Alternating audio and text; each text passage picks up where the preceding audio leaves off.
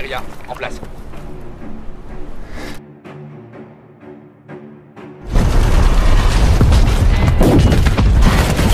Commandant.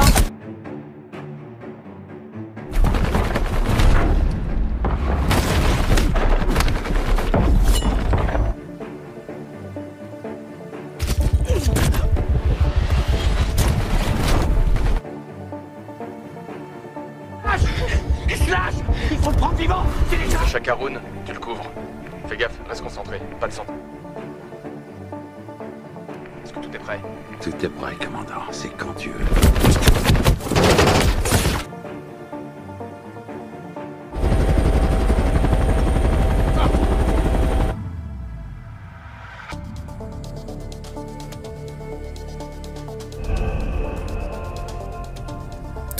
Di sebuah hutan di daerah Bosnia-Herzegovina di tahun 1995, sekelompok pasukan elit Rusia sedang bersembunyi dan akan melakukan penyergapan dan penangkapan terhadap seorang penjahat perang di perang Bosnia yang bernama Harun.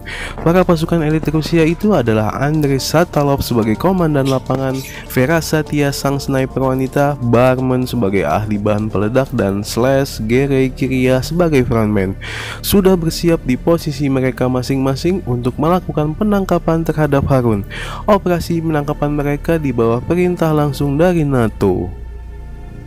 Di awal operasi semuanya berjalan sesuai rencana, namun keadaan dengan cepat berubah setelah Slash berhasil menangkap Harun. Karena terbawa keadaan dalam duel 1 lawan 1 melawan Harun, Slash hampir membunuh Harun, namun langsung dicegah Kyria. Tetapi karena Kyria membelakangi Harun, maka Kyria langsung ditikam belati oleh Harun berkali-kali hingga membuatnya sekarat. Dan Harun pun berhasil ditangkap. Mereka segera dievakuasi ke helikopter untuk kembali ke markas. Namun saat di dalam helikopter, Kyria tidak dapat bertahan. Kyria wafat di dalam pelukan Slash. Dan yang lebih menyakitkan Slash dan tim, Letnan Beck, pimpinan dari operasi tersebut, mengabarkan hal yang menyakitkan mereka. NATO yang menugaskan mereka menangkap Harun justru memberi perintah baru untuk mereka, yaitu melepaskan Harun karena alasan politik. Satalov yang marah mendengar kabar tersebut langsung menarik Harun dan melemparkannya keluar helikopter yang masih di ketinggian.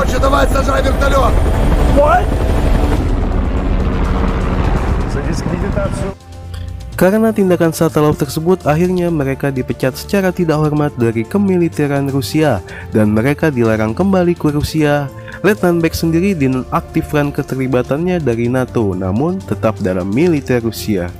3 tahun kemudian, setelah konflik berdarah di Bosnia selesai, konflik kembali lagi terjadi. Kali ini terjadi di bekas negara pecahan Yugoslavia antara Serbia dan Albania. PBB pun kembali melibatkan diri dalam konflik tersebut. NATO yang tanpa mendapat restu dari PBB melakukan pemboman massal ke basis-basis pertahanan tentara kemerdekaan Albania dengan Grumman B2, dan bisa ditebak banyak warga sipil dan fasilitas publik yang menjadi korban. Salah satunya rumah sakit di pusat kota Belgrade, Yugoslavia.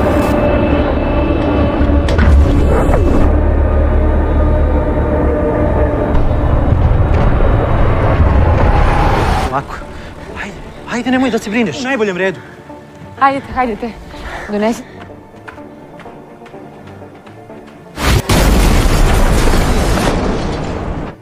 Dan di Moskow, Jenderal Sonov mengadakan pertemuan rahasia dengan Letnan Beck.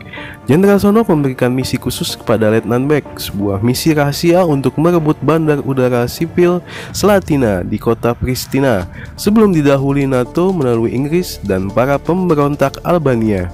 Letnan Beck merekomendasikan bekas tim Satalov untuk melakukan misi rahasia ini, dan Jenderal Sonov yang awalnya ragu akhirnya setuju untuk merekrut ex-tim Satalov.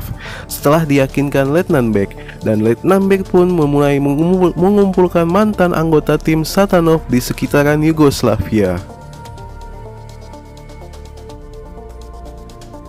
Dan di tempat lain di ibu kota Yugoslavia, Satalov yang sedang berada di rumah seorang penyelundup dengan tujuan untuk mengambil dokumen-dokumen pribadi pesanannya dipergoki oleh 3 polisi lokal setempat. Mereka adalah komandan milik Vuk dan Fadil.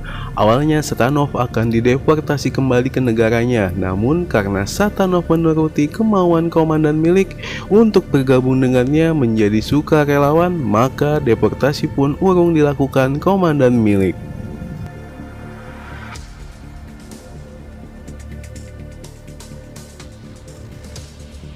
Satanov pun diajak Komandan Milik ke sebuah desa warga Serbia yang rupanya di sana baru saja terjadi pembantaian warga satu desa oleh pemberontak Albania.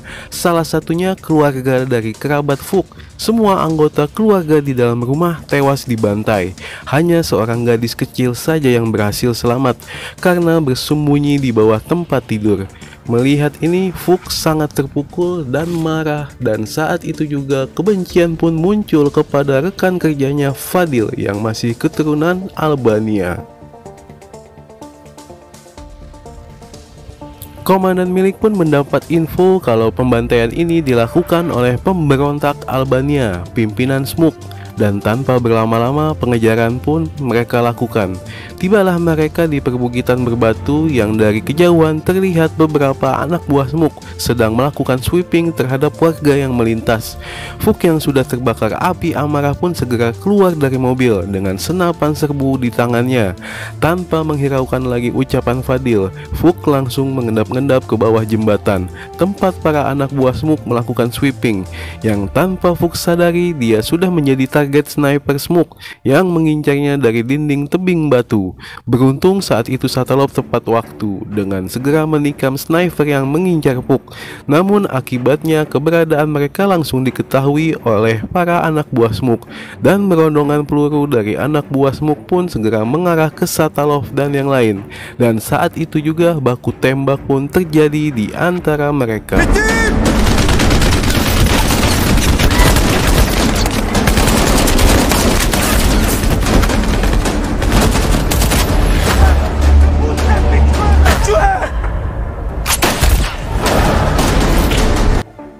Satu persatu anak buah Smuk berhasil dilumpuhkan.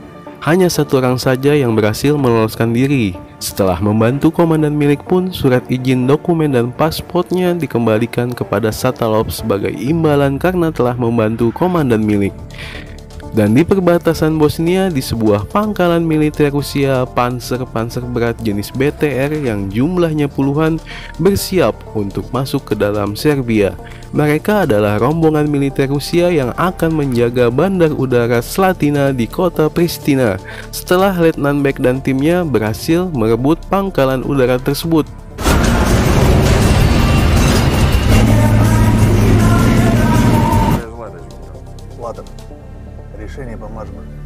Sedang di sebuah terminal bus, Satalov sedang menunggu bis yang akan mengantarkannya ke kota Prizren guna bertemu dengan kerabatnya. Dan di terminal tersebut, Satalov berkenalan dengan seorang wanita yang bernama Jasna, seorang perawat yang menunggu bis yang sama dengan Satalov.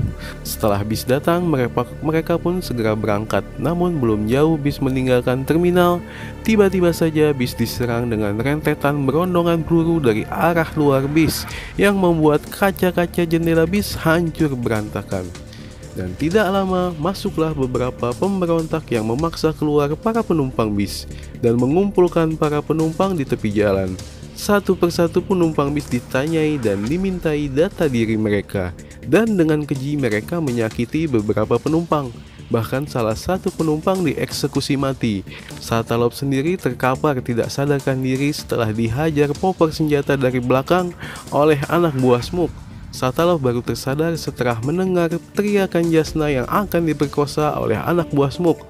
Dengan cepat Satalov menyandra Smuk, dan dengan senjata Smuk Satalov menembak mati beberapa anak buah Smuk dan menyelamatkan Jasna dan para penumpang lainnya.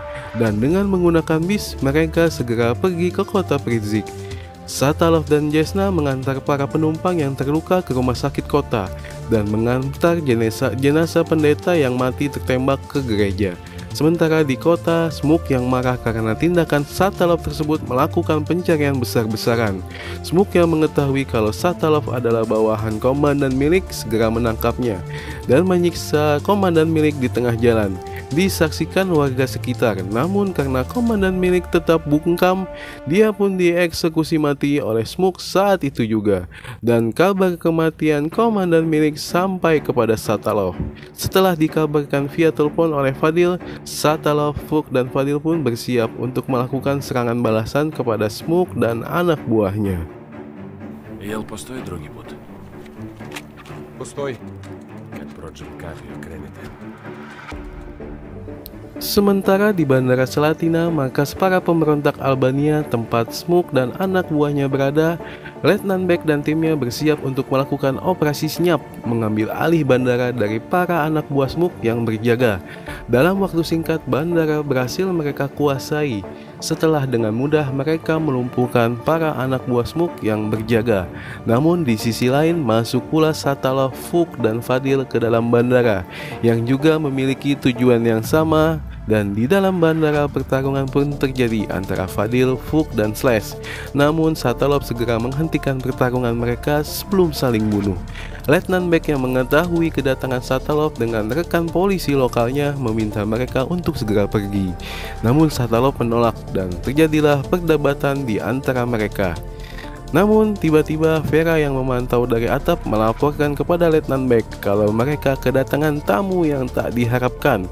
4 orang anak buah Smoke datang memeriksa bandara. Namun karena Letnan Beck telat memberi perintah untuk membunuh mereka, 2 anak buah Smoke berhasil meloloskan diri dan Vera terkena luka tembak di bahunya. Karena kejadian tersebut, Letnan Beck menerima Satalov dan rekannya untuk bergabung dengan tim Letnan Beck dan memerintahkan mereka melakukan penyisiran area bandara. Di gudang bandara, Satalov, Gere, Slash menemukan pemandangan yang mengerikan. Mereka menemukan tumpukan mayat dari warga Serbia yang dibantai Smoke dan anak buahnya. Dan tidak jauh di sana, Satalov menemukan Jesna yang bersembunyi ketakutan.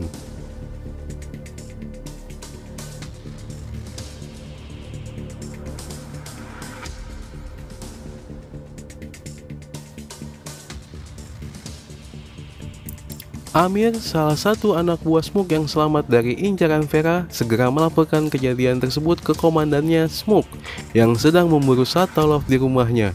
Dan di perbatasan negara, rombongan Panzer BT Rusia mulai melintas. Letnan Beck yang melapor ke Jenderal Somov agar operasi dibatalkan ditolak Jenderal Somov karena pasukan militer Rusia sudah bergerak. Dan karena ditolak, akhirnya Letnan Beck memerintahkan tim barunya untuk mempersiapkan diri menyambut serangan besar pasukan pemberontak Albania pimpinan Smoke.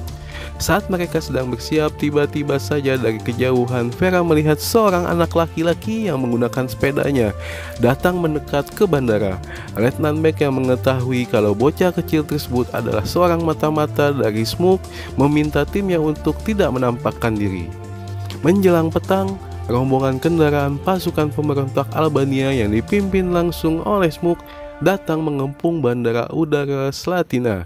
Mereka membagi diri menjadi 2 tim untuk merebut kembali bandara. Dan saat pasukan Smoke yang memasuki area bandara, mereka pun mendapat serangan kejutan dari Satalov dan rekan-rekannya. Ranjau-ranjau darat yang sebelumnya sudah ditanam Barman di area-area strategis pun meledak bergantian, membakar habis pasukan Smoke yang berusaha merangsek masuk ke area bandara. Dan kemudian disusul oleh rentetan tembakan dari Satalov dan rekan-rekannya yang membantai habis pasukan Smoke yang tersisa. Melihat ini, Smoke dan Amir sembunyi ketakutan.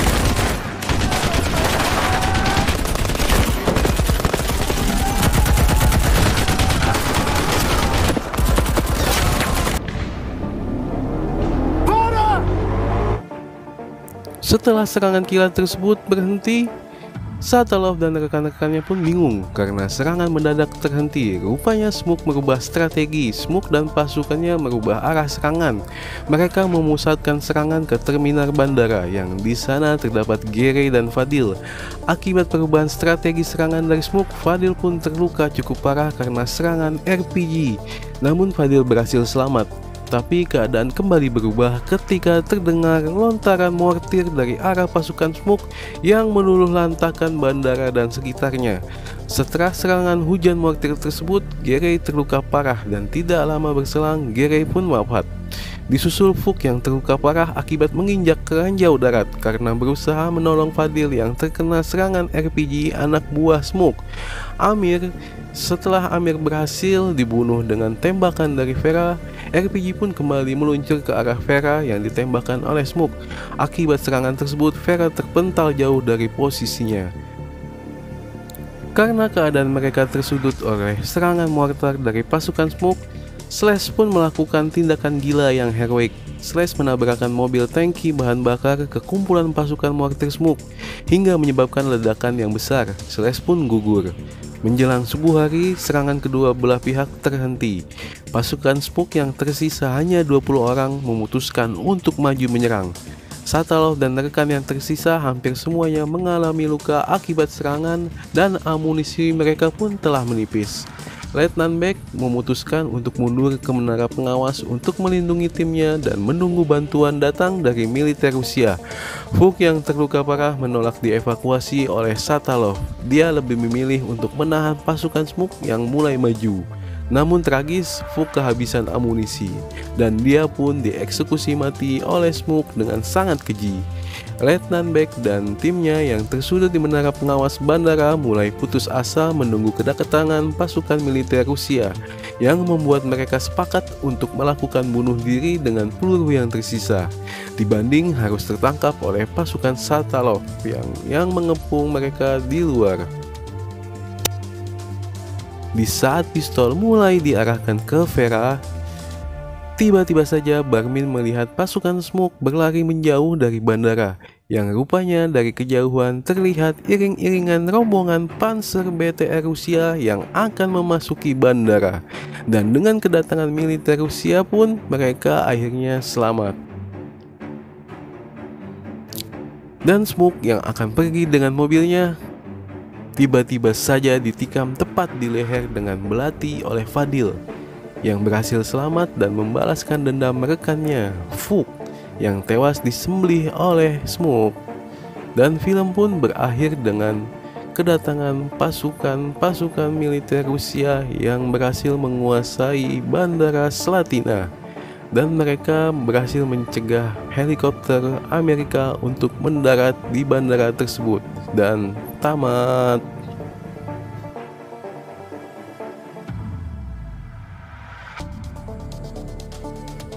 Di sebuah hutan di daerah